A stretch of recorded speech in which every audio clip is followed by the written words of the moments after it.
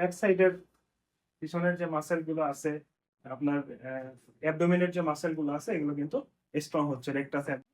হ্যাঁ, মাস্টার এভাবে, হ্যাঁ ঠিক এইভাবে, ঠিক এইভাবে আপনারা 5 সেকেন্ড রাখবেন।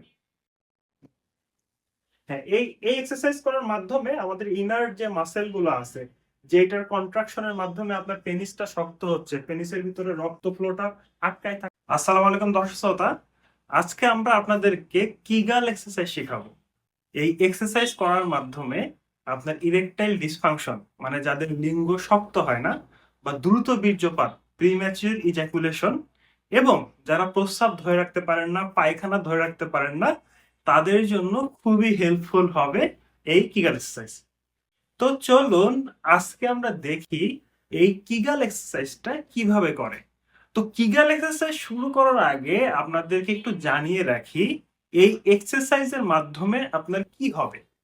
এই কিগাল এক্সারসাইজের মাধ্যমে আপনার যে পেলভিক ফ্লোর মাসেল, মানে আপনার কেমনটা একটু দেখো, আপনার এই রিজনের পেলভিক রিজনের, হ্যাঁ, যেখানে আপনার পেনিস, স্ক্রোটাম, টেস্টিস এবং ফিমেলের ক্ষেত্রে ভ্যাজাইনা বা রিপ্রোডাক্টিভ অর্গান গুলো থাকে, হ্যাঁ। শুধু বাইরের দিকে আমরা দেখছি যে পেনিস আছে, টেস্টিস আছে, কিন্তু ভিতরে ব্লাডার থাকে, মূত্রথলি বলি আমরা, বা পুরুষের জন্য প্রোস্টেট, সেমিনাল ভেসিকল এবং ইউরেথ্রা, এগুলো থাকে, রেকটামও থাকে। তো আমাদের যে এই পেলভিক রিজনের যে মাসেল গুলো আছে, এই মাসেল গুলো আমাদের এই অর্গান গুলোকে সাপোর্ট দেয়।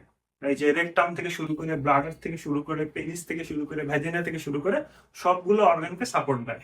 তো যখন আপনার এই পেলভিক ফ্লোরের মাসেল গুলো উইক হয়ে যায়, দুর্বল হয়ে যায়, তখনই আপনার লিঙ্গ উত্থানজনিত সমস্যা বা দ্রুত বীর্যপাত বা প্রস্রাব ধরে রাখতে না পারা, এই সমস্যাগুলো দেখা দেয়। তো চলুন আমরা দেখি কিভাবে এই মাসেল গুলোকে আপনি শক্তিশালী করবেন, যার ফলে আপনি সেগুলো করতে পারবেন বা প্রস্রাব পায়খানা ধরে রাখতে পারবেন।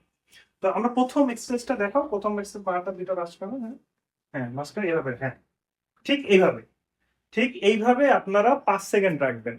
5 সেকেন্ড রাখার পরে আবার রিল্যাক্স করবেন, হ্যাঁ ছেড়ে দাও, ছেড়ে দাও করে, হ্যাঁ আরেকবার দেখাও, আরেকবার আবার এইভাবে। এইভাবে আপনারা 15 থেকে 20 মিনিট এই এক্সারসাইজটা করবেন। এই এক্সারসাইজটা করলে কি হবে, আপনার গ্লুটেরিয়াল বাটক রিজনের বা পেলভিক ফ্লোরের যে মাসেল গুলো আছে, এগুলো স্ট্রং হবে, এবং যেটা ইরেকটাইল ডিসফাংশন এবং আপনার প্রস্রাব পায়খানার যে সমস্যা, সেখানে অনেক বেশি হেল্প করবে। ঠিক আছে, এটা এটা প্রথম এক্সারসাইজ। আমরা 2-3টে এক্সারসাইজই দেখাবো, এই 2-3টে এক্সারসাইজ করলেই যথেষ্ট।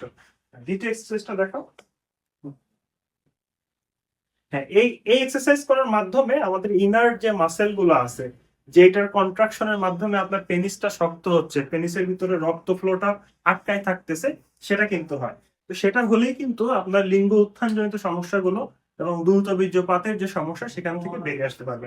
আরেকটা এক্সারসাইজ দেখে, এভাবে ধরে রাখলে আমাদের যে ব্যাক সাইডের পিছনের যে মাসেল গুলো আছে, আপনার অ্যাবডোমেনের যে মাসেল গুলো আছে, এগুলো কিন্তু স্ট্রং হচ্ছে রেকটাস, অ্যাবডোমিনিস থেকে শুরু করে ভিতরের মাসেল গুলো।